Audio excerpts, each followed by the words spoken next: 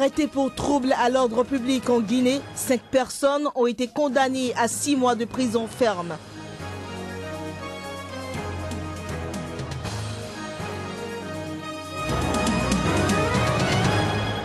Des migrants africains de confession musulmane arrêtés pour avoir jeté à la mer des chrétiens, à la base une haine religieuse.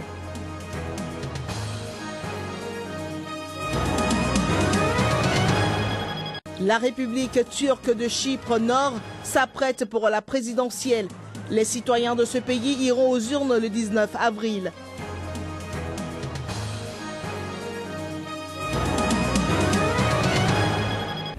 Bonjour chez vous, bienvenue dans cette édition.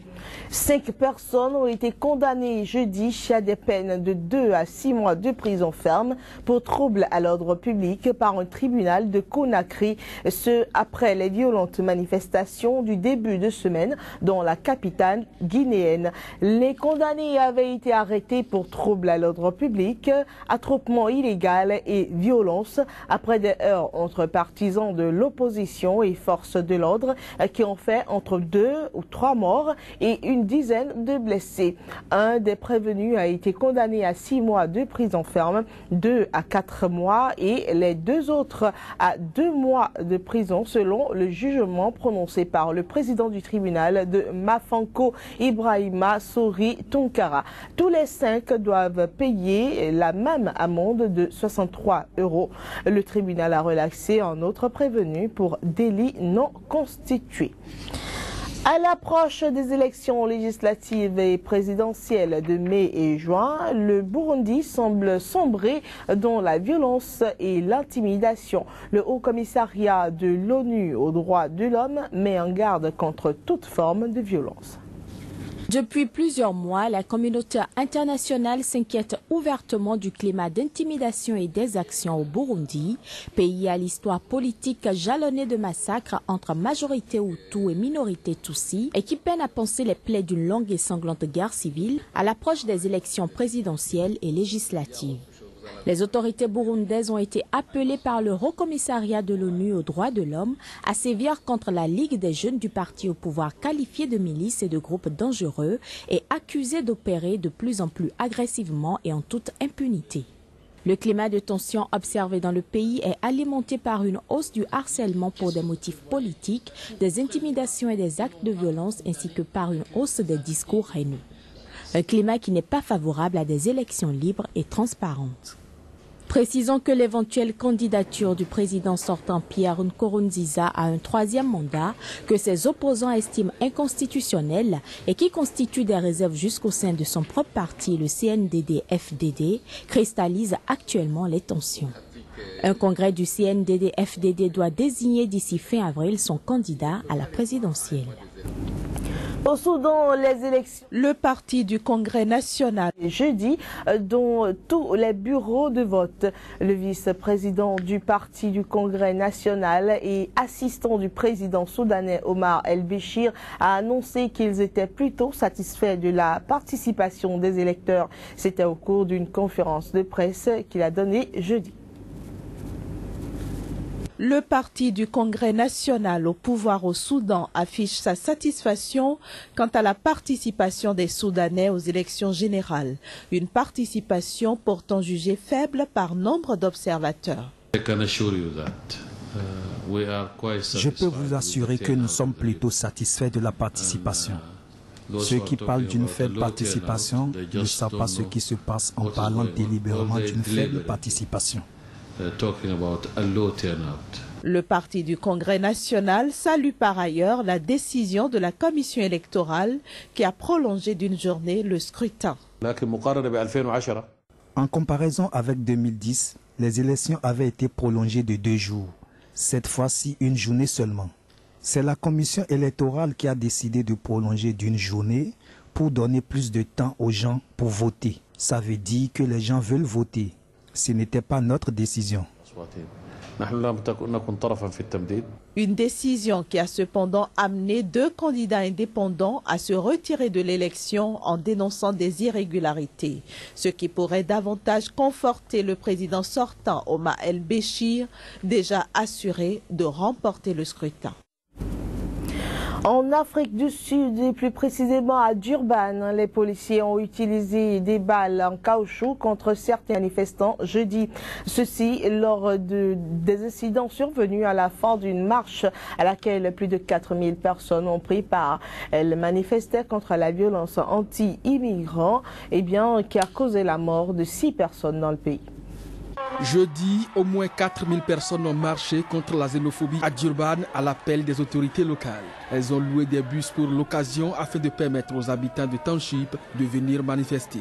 Au départ de la marche, la police a dû faire usage de gaz lacrymogène pour disperser quelques dizaines de contre-manifestants. Les violences xénophobes dans les faubourgs de Durban ont fait 6 morts depuis début avril. Les émeutiers accusent souvent les étrangers de prendre le travail des Sud-Africains ou de faire une concurrence déloyale aux commerçants locaux dans des townships où le taux de chômage atteint, voire dépasse 40%. Les communautés zimbabwéennes, mozambicaines, malawites et de la République démocratique du Congo sont particulièrement nombreuses. Beaucoup de gens sont là pour prier, pour que toute l'Afrique soit égale et travaille ensemble. Je suis là aujourd'hui parce que je suis contre les attaques xénophobes contre mes frères africains. Les images qu'on voit à la télé, sur les réseaux sociaux font très peur. Même les enfants ont peur. Ils sont chez eux et ils ne veulent même pas aller à l'école. Aujourd'hui est très important parce que je veux dire non à ces attaques xénophobes et je voudrais soutenir les gens dehors pour leur montrer que ce sont nos frères et nos sœurs. Mercredi dans la soirée, c'est à Johannesburg que des magasins tenus par des étrangers ont été attaqués et pillés. Plusieurs dizaines de personnes ont trouvé refuge pour la nuit au commissariat de police le plus proche et nombre d'immigrants africains terrorisés par les messages et les photos qui circulent sur les réseaux sociaux se terrent chez eux depuis plusieurs jours. Mercredi, l'ANC, le parti au pouvoir, avait condamné dans des termes virulents cette nouvelle explosion de violence. Le président sud-africain Jacob Zuma a lancé jeudi un appel au calme et à la fin des attaques xénophobes. En Pologne, plusieurs milliers de jeunes juifs d'Israël et d'autres pays, accompagnés de jeunes polonais, ont défilé jeudi. Cette marche organisée chaque année est destinée à rendre hommage aux victimes de l'Holocauste sur le site de l'ancien camp nazi. À l'instar des années précédentes, les marcheurs ont franchi le portail du camp installé par l'Allemagne nazie dans le sud de la Pologne en 1940. Et puis, nous continuons avec Chypre. La République turque de Chypre Nord, une enclave qui couvre le tiers du nord de Chypre, s'apprête à voter le 19 avril pour un nouveau président. L'île méditerranéenne est divisée d'une part entre le sud majoritairement hellonéphone et gouverné par la République de Chypre, membre de l'Union européenne, et d'autre part la RTCN, entité autoproclamée, reconnue uniquement par Ankara et complètement isolée du reste du monde. Reportage. Les affiches de campagne tapissent les murs dans la partie nord de Nicosie, comme dans n'importe quelle autre grande ville à l'approche d'élections présidentielles.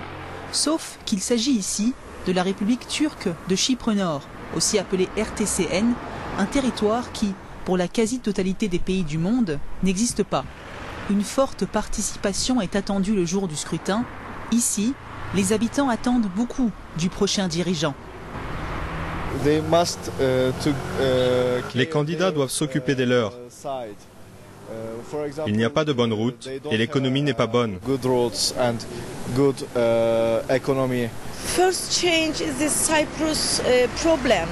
Le problème chypriote doit tout d'abord être résolu. Parce que tout le monde à Chypre déteste ce problème.